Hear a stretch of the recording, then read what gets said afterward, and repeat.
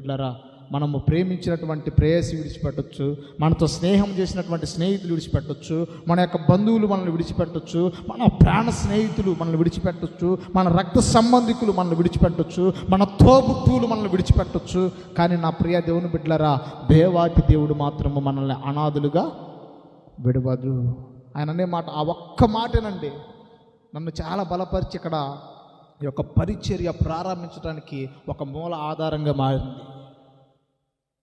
ఒక అనాథగా ఇక్కడ ఈ యొక్క పరిచర్య, ఈ యొక్క మందిరం కట్టడం ప్రారంభించినప్పుడు చాలామంది అన్నారు, ఎంత దూరం కడితే ఎవరు వస్తారు, బంధువులు స్నేహితులు అంత దూరం అయిపోయింది, మేము ఆడొచ్చేది, నువ్వు నడుస్తున్నావా, ఆటో పెడుతుంది, ఇంటికాడికి పోతుంది, ఎక్కుతుంటే దిగుతుంది, నీకెందుకు?